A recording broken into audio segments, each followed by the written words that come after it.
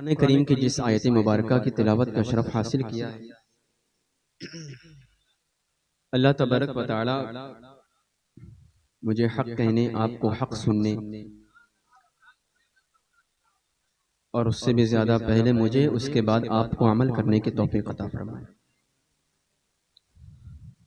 اللہ تبارک و تعالی، آپ حضرات خاموشی اختیار کریں اور بغور تقریر سماعت کریں۔ قل ان کنتم تحبون اللہ فاتبعونی یحببکم اللہ۔ اللہ کہتا ہے، اے رسول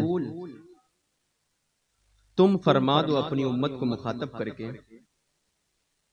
کہ اے لوگوں، اگر تم اللہ سے محبت کرنا چاہتے ہو، اللہ سے پیار کرنا چاہتے ہو، اللہ سے الفت کا ارادہ رکھنا چاہتے ہو، فاتبعونی، تو میری پیروی کرو، یعنی محمد عربی کی پیروی کرو۔ یحببکم اللہ، اس کا فائدہ یہ ہوگا کہ تمہیں اللہ سے محبت کرنے کی ضرورت نہیں پڑے گی، بلکہ اللہ تم سے محبت کرے گا۔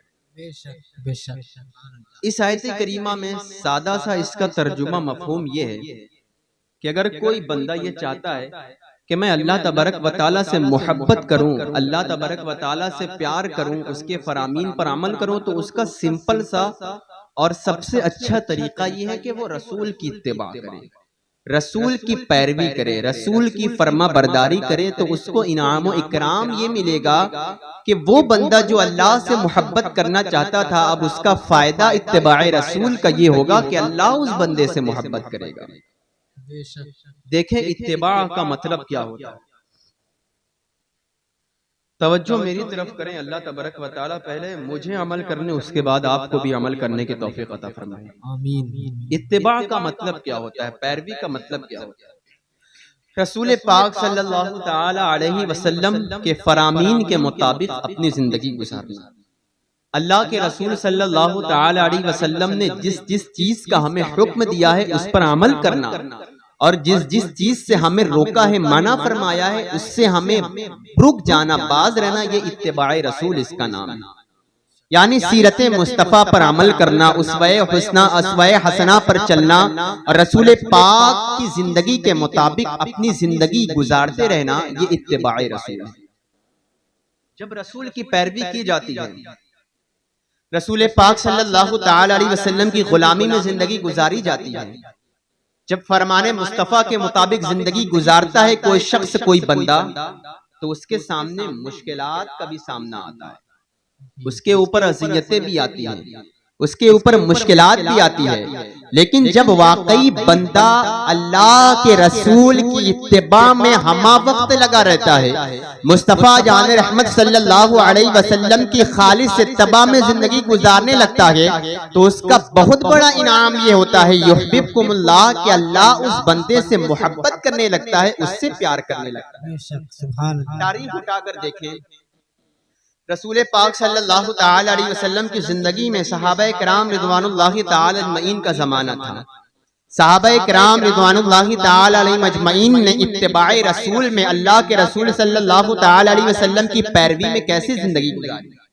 سیدنا صدیق اکبر رضی اللہ تعالی عنہ اللہ کے رسول صلی اللہ تعالی علیہ وسلم کی اتباع میں زندگی گزارتے رہے، حتیٰ کہ رسول پاک صلی اللہ تعالی علیہ وسلم اگر ساز و سامان کا مطالبہ کرے، زمانے نے اپنے ماتھی کی نگاہوں سے دیکھا، سیدنا صدیق اکبر رضی اللہ تعالی عنہ نے اتباع رسول میں اپنا سارا مال مصطفیٰ جان رحمت کے قدموں میں قربان کر دیا۔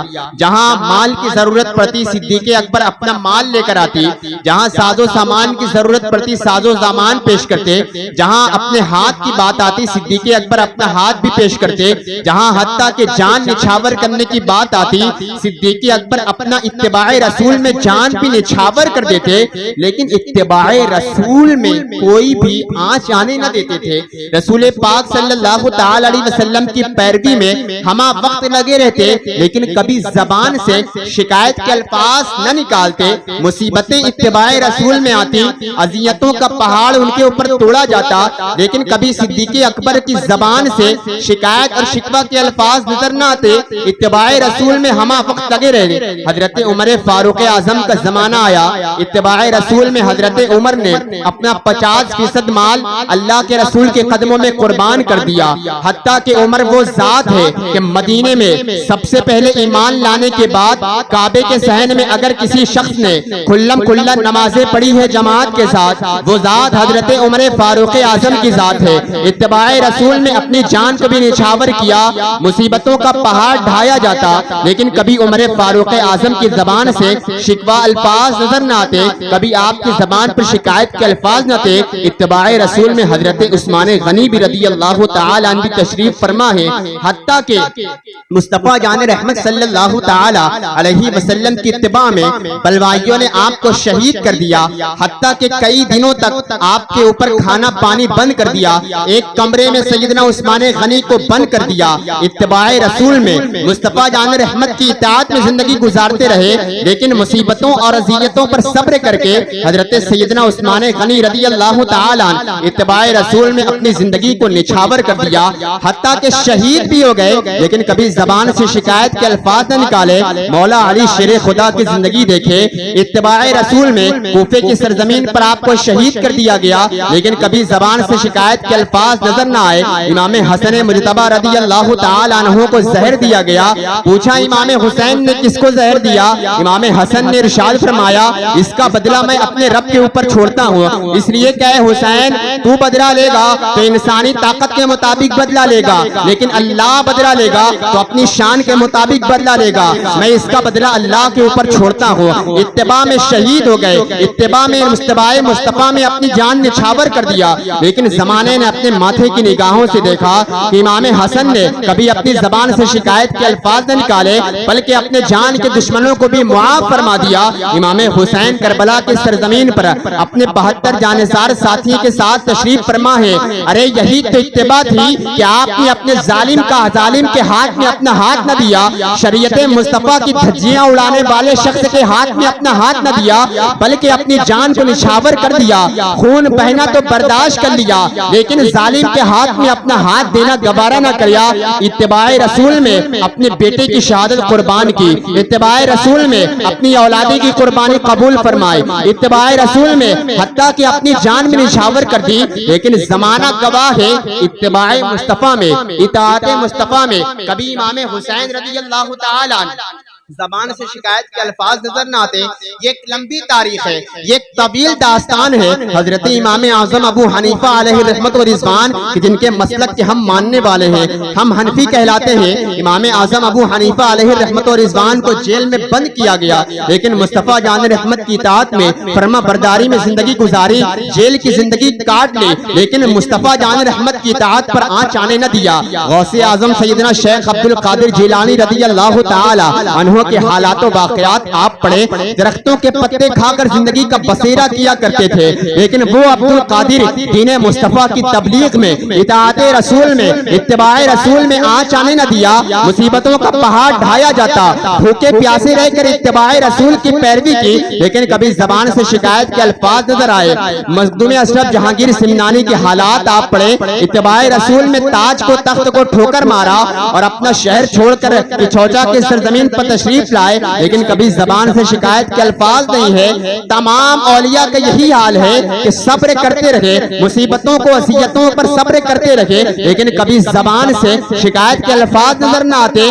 وجہ یہ تھی کہ ان کو پتا تھا کہ ہم مصطفیٰ جان رحمت کی اطاعت میں زندگی گزاریں گے تو ایک انعام ہمیں ملنے والا ہے۔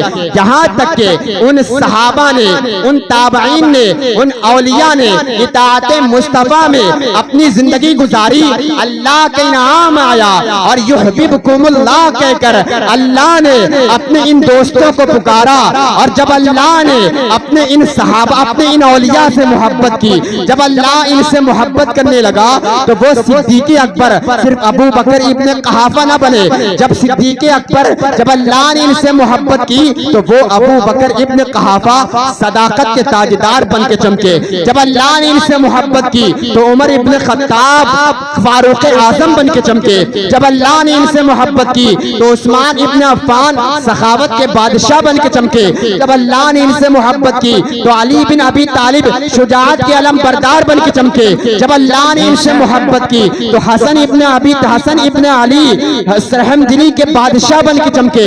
جب اللہ نے ان سے محبت کی تو سید الطائفہ حضرت جنید بغدادی بن کے چمکے. جب اللہ نے ان سے محبت کی تو نعمان ابن ثابت امام اعظم بن کے چمکے. جب اللہ نے ان سے محبت کی تو عبد القادر غوث اعظم بن کے چمکے. جب اللہ نے ان سے محبت کی تو غریب نواز عطائے رسول بن کے چمکے. تو پتہ چلا ساری چمک اگر کہیں سے ملتی ہے تو وہ در مصطفیٰ ہے، اطاعت مصطفیٰ ہے، فرامین مصطفیٰ ہے. جو بندہ فرمان مصطفیٰ پر عمل کرنے لگتا ہے اللہ اس سے محبت کرنے لگتا ہے. اور جب اللہ اس سے محبت کرنے لگتا ہے تو مصطفیٰ جان رحمت کے صدقے طفیل اس کو بلند کر دیا جاتا ہے. تبھی تو امام بریلی کے امام بارگاہ مصطفیٰ میں یوں عرض کرتے ہیں یا رسول اللہ چمک تجھ سے پاتے ہیں سب پانے والے میرا دل بھی چمکا دے. چمکانے نعرہ تکبیر، نعرہ رسالت، جشن غوث اعظم، فیضان غوث اعظم حضرت مولانا قاری محمد شاہ زیب صاحب قبلہ. نعرہ تکبیر، نعرہ رسالت. بہت اچھے ماشاءاللہ. قل ان کنتم تحبون اللہ فاتبعونی یحببکم اللہ. اگر چاہتے ہو کہ تم اللہ سے محبت کرو اس کا سیدھا طریقہ یہ ہے فاتبعونی، تم مصطفیٰ جان رحمت کی پیروی کرو، رسول پاک کی اطاعت کرو، ان کے بتائے ہوئے راستے پر عمل کرو. تو فائدہ یہ ہے کہ اللہ تم سے محبت کرے گا. اور جب اللہ کسی بندے سے محبت کرنے لگتا ہے وہ دنیا میں بھی کامیاب رہتا ہے آخرت میں بھی کامیاب. بے شک اطاعت مصطفیٰ کا بے شمار واقعات قرآن پاک میں، تفسیر کی کتابوں میں، حدیثوں میں موجود ہے. ایک واقعہ اطاعت مصطفیٰ کے حوالے سے میں آپ کے سامنے پیش کرتا ہوں اور مزید اس آیت کی اور تشریح و توضیح آپ کے سامنے پیش کرتا ہوں. بہت اچھے ماشاءاللہ، سبحان اللہ. ایک نوجوان ہے جس کا نام حضرت ابو موسیٰ صالح جنگی دوست ہے. اطاعت مصطفیٰ میں یہ واقعہ بڑا مشہور واقعہ ہے. اتباع مصطفیٰ آپ دیکھیں کہتے کس کو ہیں. نوجوان یہ شخص ہے جس کا نام ابو موسیٰ صالح جنگی دوست ہے. ابھی نوجوانی کی عمر تک پہنچ رہا ہے، بالکل نوجوان، صاف شفاف. اطاعت مصطفیٰ کا جذبہ آپ اس کے اندر دیکھیں، خوف الہی بھی موجود ہے. مصطفیٰ جان رحمت صلی اللہ تعالی علیہ وسلم کی اطاعت کا جذبہ اور اتباع نبی کا جذبہ بھی موجود ہے. ایک مرتبہ حضرت ابو موسیٰ صالح جنگی دوست رضی اللہ تعالی عنہ شہر سے جا رہے تھے اور آپ کو شدید بھوک لگی تھی. شدید بھوک اور پیاس نے آپ کو ستا رکھا تھا. پانی تو مل جاتا لیکن کھانے کی چیز کہیں سے فراہم نہ تھی کہ اچانک حضرت ابو موسیٰ صالح جنگی دوست رضی اللہ تعالی عنہ ایک دریا کے کنارے پہنچے. دیکھا ایک دریا کے اوپر سے ایک سیب بہتا ہوا آ رہا ہے. حضرت ابو موسیٰ صالح جنگی دوست رضی اللہ تعالی عنہ ابھی نوجوان ہے، اتفاق سے سید زادے بھی ہیں. امام حسن مجتبی رضی اللہ تعالی عنہ کی اولاد میں وہ عظیم فرزند ہے جس کا نام ابو موسیٰ صالح جنگی دوست ہے. دریا کے کنارے چل رہے تھے. بھوک اور پیاس نے شدید آپ کو تڑپایا. کئی دنوں سے آپ بھوکے تھے. دیکھا دریا کے اوپر سے ایک سیب بہتا ہوا آ رہا ہے. مورخین نے اس پر کلام کیا ہے. بعض نے اس کو پورا سیب کہا ہے اور بعض نے اس کو آدھا سیب کہا ہے. المختصر یوں مان لیں آدھا سیب چاہے وہ چاہے پورا سیب، لیکن ایک سیب بہتا ہوا آ رہا تھا. ابو موسیٰ نے دیکھا کہ ایک سیب دریا کنارے بہتا ہوا آ رہا ہے. اپنے ہاتھ میں دریا سے اس سیب کو نکالا. چونکہ آپ بہت زیادہ شدید بھوکے تھے اور دیکھا اگل بگل کوئی نظر بھی نہ آتا. تھوڑی دیر کے بعد حضرت ابو موسیٰ صالح جنگی دوست رضی اللہ تعالی عنہ نے اس سیب کو تناول فرمایا اور اس کو تناول فرما کر آپ نے اپنی بھوک اور پیاس کو آپ نے تھوڑی دیر کے لیے وقف کر دیا. اور جب آپ اس سیب کو کھا لیا تو تھوڑی دیر کے بعد آپ کی ایمان نے اندر سے آواز دی کہ اے ابو موسیٰ یہ تو نے کیا کر دیا، یہ تو نے کون سا عمل کیا؟ اے ابو موسیٰ یہ پتہ نہیں کہاں سے سیب آیا ہوا تھا، تو نے اس سیب کے مالک کی اجازت کے بغیر یہ سیب تناول فرمایا ہے. اگر اللہ تبارک و تعالی نے کل قیامت کے دن اس سیب کے بارے بارے میں تجھ سے سوال کرے گا، اس سیب کے بارے میں تجھ سے پوچھے گا تو تو کیا جواب دے گا؟ حالانکہ یہ بھی ہو سکتا ہے کہ اس کے جواب نہ دینے کی وجہ سے تجھے جہنم میں بھی داخل کیا جا سکتا ہے۔ آپ ذرا ایمان سے بتائیں کہ ایک سیب جو بھوک اور پیاس کی حالت میں ہے، یہاں تک کہ مفسرین نے تو یہاں تک لکھا ہے اگر کوئی بندہ بہت زیادہ بھوکا ہو، مورخین نے اس پر کلام فرمایا ہے، اگر کوئی بندہ بہت زیادہ بھوکا ہو حتیٰ کہ اس کی ہلاکت کا وقت آ جائے، اس کی موت کا وقت آ جائے، تو وہ حرام کا لقمہ اتنا کھا سکتا ہے جتنا اس کے کھانے کی وجہ سے اس کی جان بچ سکتی ہے۔ یہ تفسیر کی کتابوں میں موجود ہے، میں اپنی طرف سے کوئی بات نہیں کرتا۔ اگر ہاں کسی شخص کا موت کا وقت قریب آ جائے، بھوک کی وجہ سے اس کے جان کے لالے پڑ جائے، تو وہ اتنا حرام کھانا کھا سکتا ہے جتنا اس کے کھانے کی وجہ سے وہ اپنی موت سے بچ جائے، اتنا کھانا حرام کا بھی جائز ہو جاتا ہے۔ آپ ذرا اندازہ کریں، ابو موسیٰ صالح جنگی دوست رضی اللہ تعالیٰ عنہ تشریف فرما گئے، آپ کے لیے بھی چنانچہ یہ جائز عمل تھا کہ ایک سیب بہتا ہوا آ رہا تھا، آپ کئی دنوں کے بھوکے تھے، اس سیب کو اٹھایا اور اٹھانے کے بعد آپ نے اس سیب کو تناول فرمایا، تناول کرنے کے بعد ایک مرتبہ درود پاک پڑھ لو، توجہ میری اللهم صل على سيدنا مولانا محمد وبارك وسلم صلوا عليه صلاة وسلاما عليك يا رسول الله صلى الله تعالى عليه وسلم۔ دیکھیں حضرت ابو موسیٰ صالح جنگی دوست نے کئی دنوں کے بھوکے تھے، حالانکہ اسلام کا قانون ابھی میں نے بتایا کہ اتنا کھانا اگر کسی کے جان کے لالے پڑے، اتنا حرام کا لقمہ بندہ کھا سکتا ہے جس کے اس کی جان بچ جائے۔ ابو موسیٰ صالح جنگی دوست کئی دنوں کے بھوک ہیں، کئی دنوں سے بھوکے ہیں، دیکھا دریا کے اوپر ایک سیب بہتا ہوا آ رہا ہے، آپ نے تناول فرمایا، لیکن جو بندہ اتباع رسول میں کامل تک پہنچ جاتا ہے، اتباع مصطفیٰ میں بہت کامل ہوتا ہے، مصطفیٰ جان رحمت کی پیروی میں بالکل کامل و اکمل تک پہنچ جاتا ہے، جو تقویٰ کی زندگی گزارنے لگتا ہے تو پھر اس کا تقویٰ اس بات کی اجازت نہیں دیتا کہ کسی شخص کا سامان اس کی اجازت کے بغیر کھایا جائے۔ ابو موسیٰ صالح جنگی دوست کے ایمان اندر سے بولنے لگا، اے ابو موسیٰ، اس سیب کا مالک کوئی نہ کوئی ضرور ہوگا اور اس کے مالک کی اجازت کے بغیر تو نے اس کا سیب کھایا ہے۔ اگر اللہ تبارک و تعالیٰ نے پوچھا تو میں کیا جواب دوں گا؟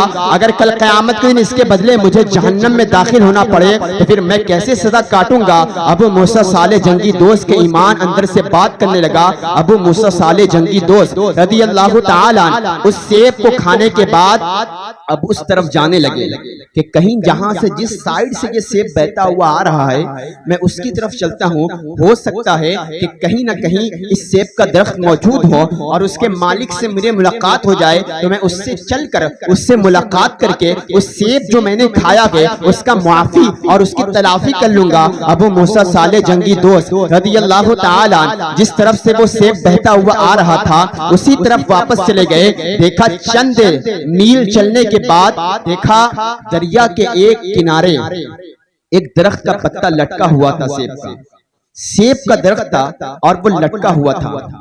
آ جائے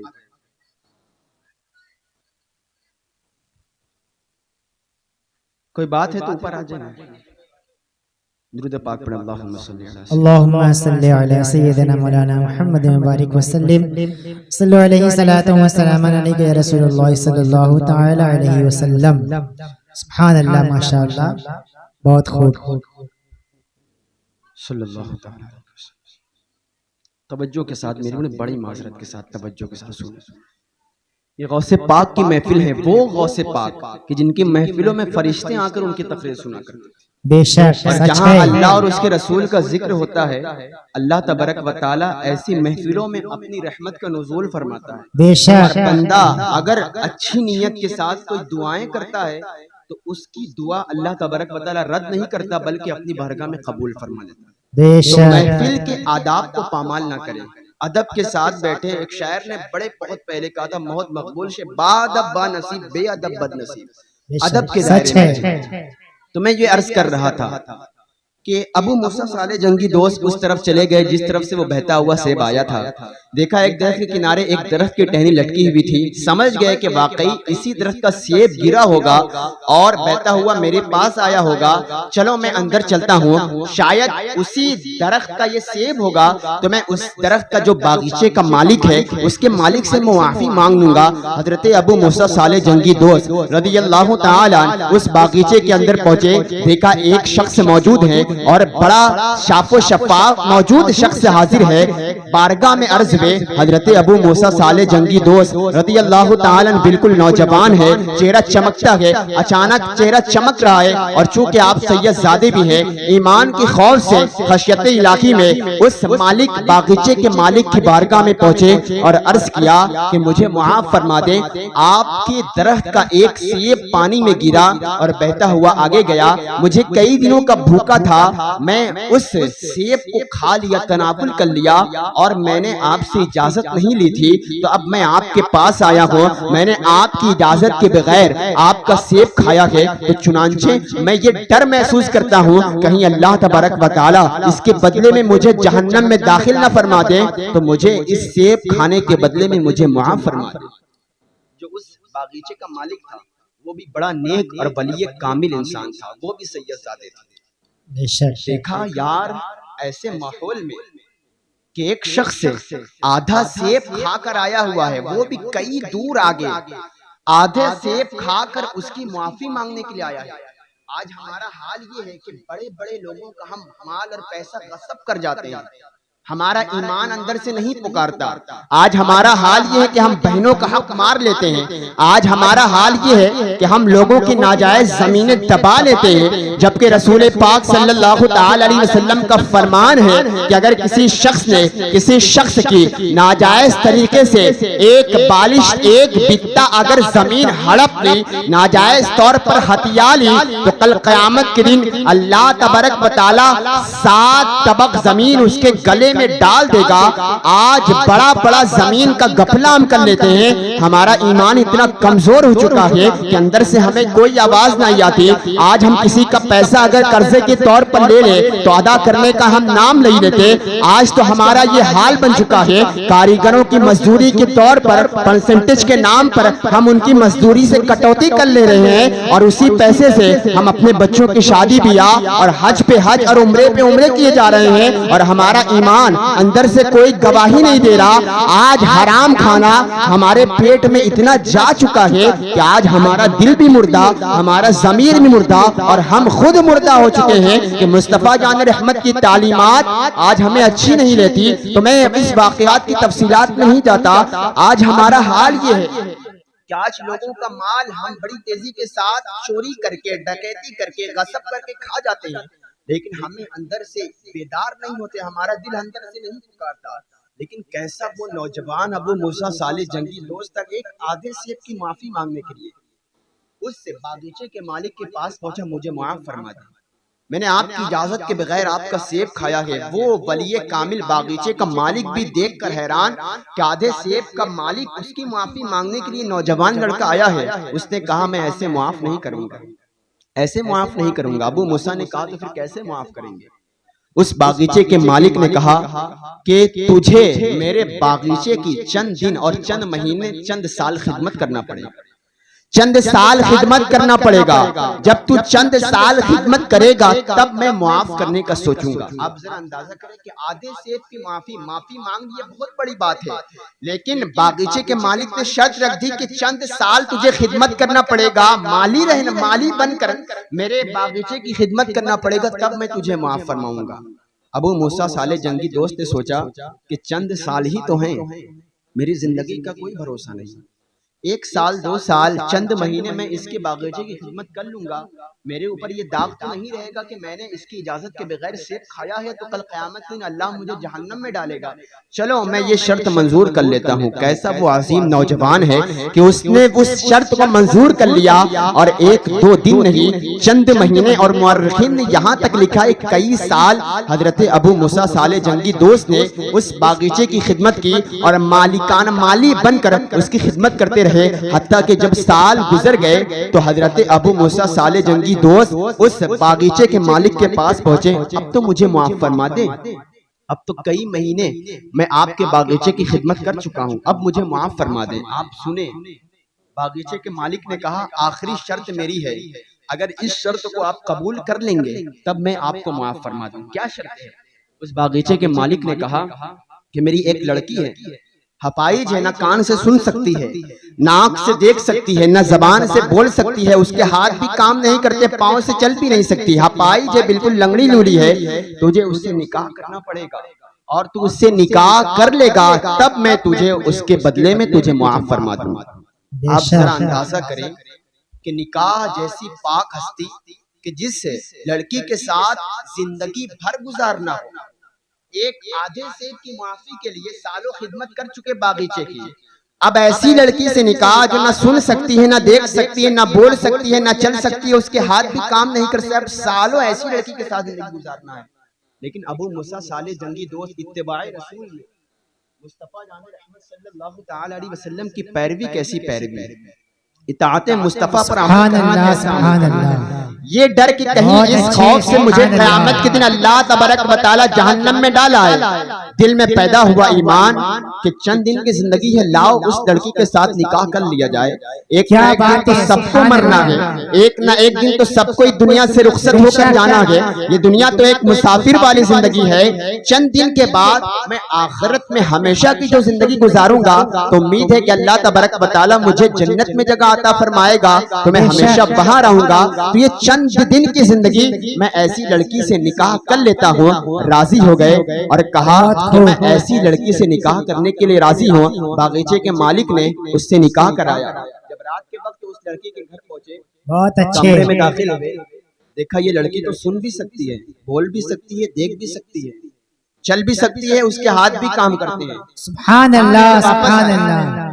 جیسے ہی کمرے میں داخل ہوئے دیکھا یہ تو سن بھی سکتی ہے اور انتہائی حسین و جمیل باپردہ عورت ہے، پاک دامن عورت ہے، دیکھ کر کمرے سے واپس آ گئے، باغیچے کے مالک کے پاس پہنچے، حضور میں ایک آدھے سیب کی آفی تلافی کے لیے میں نے چند دن آپ کی خدمت کی، اب مجھ سے کوئی دوسری غلطی نہ ہو جائے، مجھے یہ غلطی مجھے لگ رہا ہے کہ آپ نے کسی اور کے ساتھ میرا نکاح کرایا ہے یا کوئی اور لڑکی میرے گھر میں آ گئی ہے، آپ نے تو کہا کہ وہ نہ دیکھ سکتی ہے، نہ سن سکتی ہے، نہ چل سکتی ہے، نہ بول سکتی ہے، نہ اس کے ہاتھ کام کر سکتے ہیں، لیکن میں کمرے میں داخل ہوا، یہ تو دیکھ بھی رہی ہے، یہ تو سن بھی رہی ہے، یہ تو بول بھی رہی ہے، اس کے ہاتھ بھی کام رہے ہیں، وہ پاؤں سے چل بھی رہے ہیں۔ ابو موسیٰ صالح جنگی دوست نے ارشاد فرمایا، ارے ہاں ہاں میں نے اس کو معذور تو اسی وجہ سے کہا تھا کہ وہ معذور ہے، اس کی آنکھ معذور ہے، اس وجہ سے یہ ہے کہ اس نے اپنی آنکھ سے کبھی بدعملی نہیں دیکھا، اس نے اپنی آنکھ سے کبھی زنا کے مناظر نہیں دیکھا، اس نے اپنی آنکھ سے کبھی بے حیائی نہیں دیکھی، ہاتھ سے معذور اس وجہ سے ہے کہ اس کے ہاتھ کبھی بے حیائی کی طرف بڑھے نہیں، پاؤں سے معذور اس وجہ سے ہے کہ اس کے پاؤں کبھی بے حیائی کی طرف گئے نہیں، زبان سے معذور اس وجہ سے ہے کہ اس کی زبان پر کبھی بے حیائی کلمات آئے نہیں، کان سے معذور اس وجہ سے ہے کہ اس نے کبھی بے حیائی اپنی کانوں سے سنی نہیں، اور اسی کا نام تو ام الخیر فاطمہ ہے، اور ابو موسیٰ صالح جنگی دوست اور ابو ام الخیر فاطمہ کا جب ملن ہوتا ہے اور اس سے جو اولاد پیدا ہوتی ہے، زمانہ اسے غوث اعظم، قندیل نورانی، شہباز لامکانی، میر کبیر سید عبد القادر جیلانی کے نام سے جانتے ہیں۔ نعرہ تکبیر، نعرہ رسالت، جشن غوث اعظم، فیضان غوث اعظم حضرت مولانا قاری محمد شاہ زیب صاحب قبلہ، نعرہ تکبیر، نعرہ رسالت۔ بہت خوب۔ یہ ہے ابو موسیٰ صالح جنگی دوست رضی اللہ تعالیٰ عنہ، ایک آدھے سیب کی معافی مانگنے چلے گئے۔ آج تو ہم حرام مال کھاتے کماتے رہے، لوگوں کا غصب کرتے رہے، لیکن کبھی معافی کا ہمارے دلوں میں خیال نہ آیا۔ لیکن وہ کیسے لوگ تھے ابو موسیٰ کہ آدھے سیب کی معافی مانگنے چلے گئے، اور ام الخیر فاطمہ بھی کیسی شہزادی تھی کہ اس نے کبھی اپنی آنکھ سے بے حیائی نہیں دیکھی۔ جب ماں اور باپ نیک ہوتے ہیں تو اس سے جو بچہ کوئی عام نہیں بلکہ عبد القادر جیسا بچہ پیدا ہوتا ہے۔ جب ماں اور باپ نیک ہوتے ہیں تو اس سے جو بچہ پیدا ہوتا ہے غریب نواز جیسی اولاد پیدا ہوتی ہے. جب ماں اور باپ نیک ہوتے ہیں تو اس سے جو بچہ پیدا ہوتا ہے مخدوم سمنا جیسی اولاد پیدا ہوتی ہے. جب ماں اور باپ نیک ہوتے ہیں تو اس سے جو بچہ پیدا ہوتا ہے تو احمد رضا فاضل بریلوی جیسی. کیا بات ہے، سبحان اللہ سبحان اللہ، ماشاء اللہ، اگر کسی پر سب سے زیادہ بہت اچھے، وہ والدین کا اثر پڑتا ہے. بے شک، والدین کا کردار سب سے زیادہ اولادوں پر پڑتا ہے. آج کچھ لوگ یہ شکایت کرتے ہیں کہ مولانا ہمارا بچہ دیکھیے نماز نہیں پڑھتا، ہمارا بچہ بہت بے حیائی کرتا ہے، ہماری بات نہیں سنتا، ہماری بات نہیں مانتا، لڑتا ہے جھگڑتا ہے، گالی گلوچ کرتا ہے. آپ ذرا دیکھیں کہ آپ پہلے اپنے آپ کو دیکھیں، آپ کتنے وقت کی نماز، آپ تو خود بے نمازی اور اپنے بچوں کی کیسی تربیت کر سکتے ہیں؟ آپ اپنے بچے کو مکتب میں بھیج رہے ہیں پڑھنے کے لیے، آپ تو خود قرآن پاک درست طریقے سے نہیں پڑھ پاتے. آپ اپنے والدین کی فرما برداری کریں گے تب تو آپ کا بچہ آپ کی فرما برداری کرے گا. بے شک، آپ کہتے ہیں کہ میرا بچہ نماز نہیں پڑھتا، پہلے آپ تو پڑھیں. نفل نماز ہمیشہ گھر میں پڑھا کریں، فرض نماز مسجد میں جماعت کے ساتھ ادا کریں اور نفل نماز اپنے گھر میں ادا کریں. وہ دن دور نہیں کہ آپ کے مصلی کے پیچھے وہی بچہ آپ کا جنماز لے کر کھڑا ہوگا جو کل دن بے نمازی تھا. بے شک، سچ ہے. کہ پہلے اپنے کردار پر دیکھیں. آپ بہت اگر اچھے باعمل رہیں گے تو آپ کی اولاد بھی باعمل پیدا ہوگی، بے عمل آپ رہیں گے تو آپ کی اولاد بھی بے عمل پیدا بے ہوگی. شک. اور بات عرض کرتا چلوں، بچوں کی تربیت کا سلسلہ کہاں سے شروع ہوتا ہے؟ لوگ سمجھتے ہیں کہ جب 8-10 سال کا ہو جائے، 12 سال بلوغ کے قریب پہنچے جب تربیت کا سلسلہ شروع ہوتا ہے. ایسا بالکل نہیں. اب تاریخ اٹھا کر پڑھیں، تفسیر کی کتابوں میں دیکھیں، حدیث کی کتابیں اٹھا کر دیکھیں، اور جو تحقیق آج سائنٹسٹ کرتے ہیں اس تحقیق میرے مصطفیٰ جان رحمت صلی اللہ علیہ وسلم نے 1450 سال پہلے بیان فرما دی. بے شک، سچ ہے. بچوں کی تربیت کا سلسلہ پیدا ہونے سے نہیں بلکہ ایام حمل سے ہوتا ہے. بے شک، جب ماں کے پیٹ میں بچہ 4 ماہ کا ہوتا ہے، پریگننٹ جب عورت ہوتی ہے تو آدمی جو بولتا ہے، جو ماں بولتی ہے، وہ بچے کو اندر سنائی دیتا ہے. اگر ایام حمل میں زوجین لڑائی جھگڑا کرے، گالی گلوچ کرے، مار پیٹ کرے، بدعملی کرے تو اس کا اثر، برا اثر آپ کے بچوں پر پڑتا ہے جو ماں کے پیٹ میں ہوتا ہے.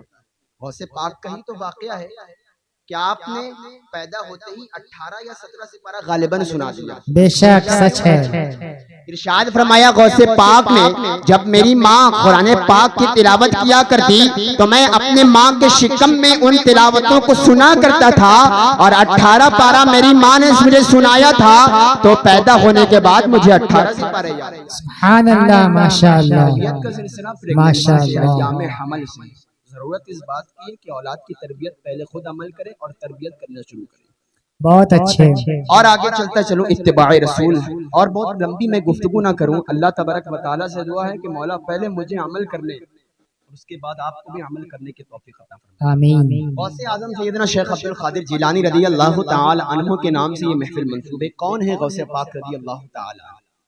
زمانہ اور اولیاء جن کی غوثیت پر رقص کرتے ہیں، ناز کرتے ہیں، اسے عبد القادر جیلانی رضی اللہ تعالی بے عنہ شک، سچ ہے. حضرت غوث اعظم رضی اللہ تعالی عنہ کیا شان ہے. خود ارشاد فرماتے ہیں کسی شخص نے آپ سے پوچھا کہ آپ کو کیسے علم ہوا کہ آپ اللہ کے ولی ہیں؟ حضرت غوث اعظم رضی اللہ تعالی عنہ نے ارشاد فرمایا کہ میں 8 سال یا 7 سال کا تھا اور میں مکتب میں علم دین اور مکتب میں جایا کرتا تھا تو میرے پیچھے فرشتوں کی آواز آیا کرتی تھی کہ ہٹو، کشادہ کر دو جگہ، اللہ کے ولی جا رہا ہے، اس کے لیے جگہ بنا.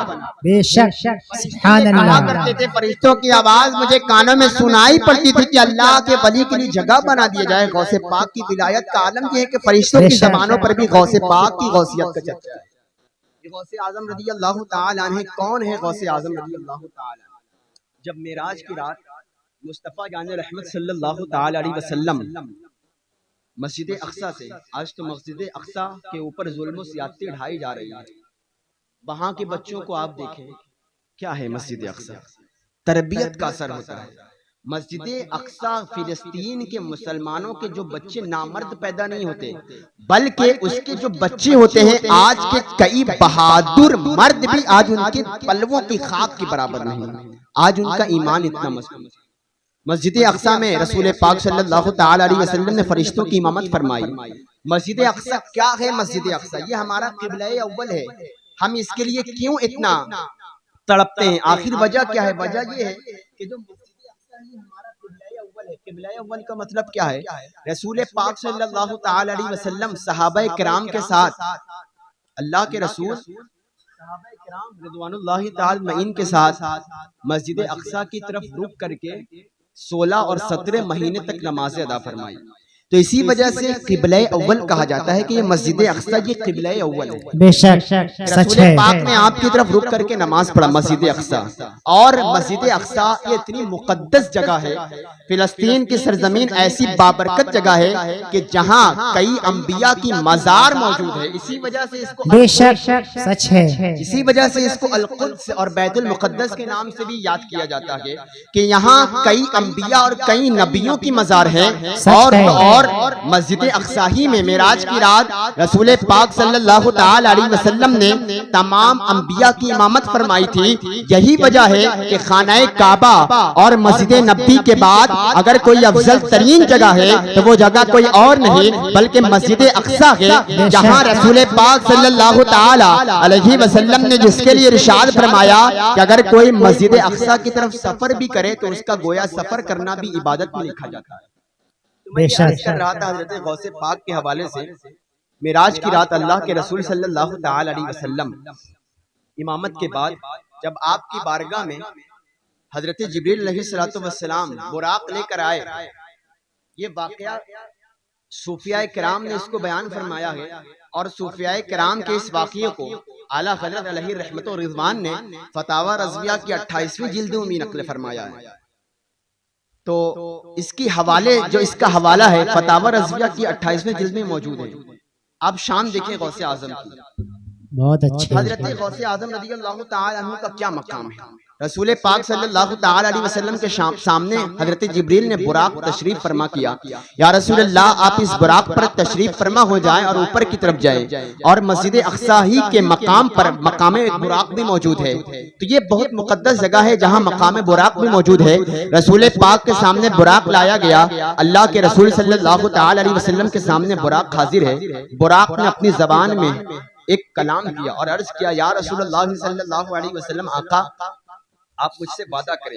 اللہ کے رسول صلی اللہ علیہ وسلم نے ارشاد فرمایا کیسا وعدہ؟ براق اپنی زبانوں میں عرض کرنے لگا یا رسول اللہ صلی اللہ علیہ وسلم آقا آپ مجھ سے وعدہ کریں کہ آج آپ میرے اوپر سوار ہوں گے اور آسمانوں کی سیر کریں گے، لامکاں کی سیر کریں گے، اللہ کے قرب میں داخل ہوں گے اور میرے ہی اوپر میرے ہی اس پیٹھ پر آپ سوار ہو کر جنت میں بھی داخل ہو جائیں.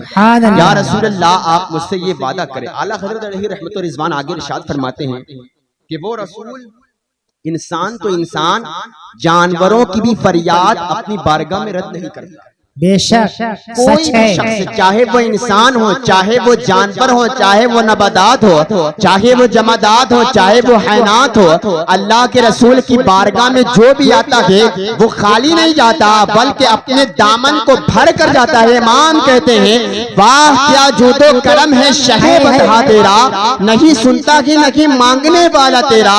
جو بھی آپ کی بارگاہ میں سوال کرتا ہے خالی نہیں لوٹتا، اس کے سوال کو پورا کیا جاتا ہے. آپ کی بارگاہ میں عرض کرتا ہے یا رسول اللہ وعدہ کریں کہ جنت میں میرے اوپر سوار ہو کر جنت میں داخل کرے. اللہ کے رسول صلی اللہ تعالی علیہ وسلم کب کسی کو نہ کہتے. براق کے اس وعدے کو اللہ کے رسول صلی اللہ تعالی علیہ وسلم نے قبول فرمایا اور کہا ٹھیک ہے. براق نے دوسری بات عرض کی یا رسول اللہ نشانی کے طور پر آپ اپنا دست مبارک میرے گردن پر رکھ دے تاکہ نشانی لگے. بہت اچھے.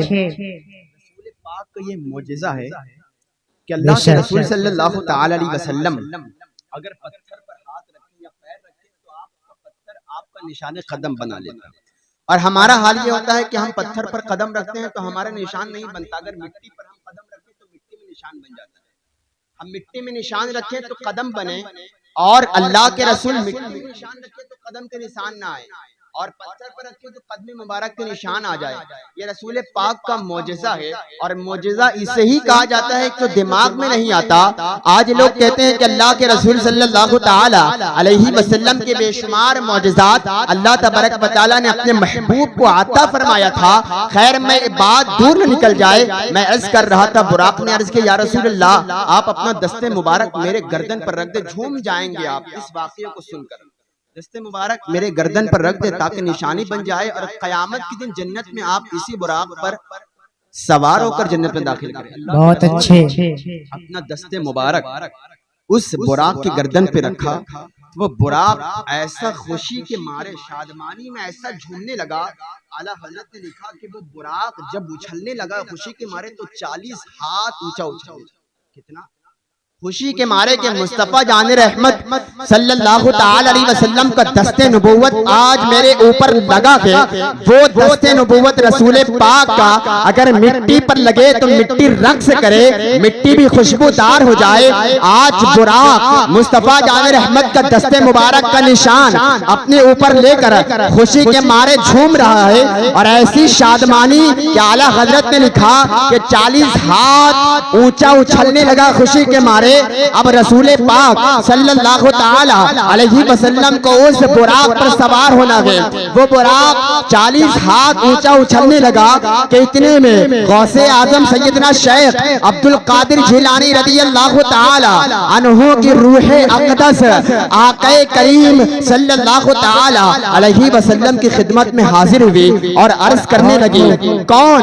غوث اعظم سیدنا شیخ عبد القادر جیلانی رضی اللہ تعالی عنہ کی روح اقدس رسول پاک صلی اللہ تعالی علیہ وسلم کی خدمت میں حاضر ہوئی اور عرض کرنے لگی یا رسول اللہ کے صلی اللہ علیہ وسلم آقا آج مجھے آپ فیضیاب فرما دیں. اعلیٰ حضرت آگے ارشاد فرماتے ہیں کہ دست نبوت لگنے کی وجہ سے وہ براق جو 40 ہاتھ اونچا اچھل رہا تھا, غوث اعظم کی روح اقدس بارگاہ مصطفیٰ میں عرض کرنے لگی یا رسول اللہ آپ اپنا قدم میرے کاندھے پر رکھیں اور اس طرح آپ براق پر سوار ہو جائیں.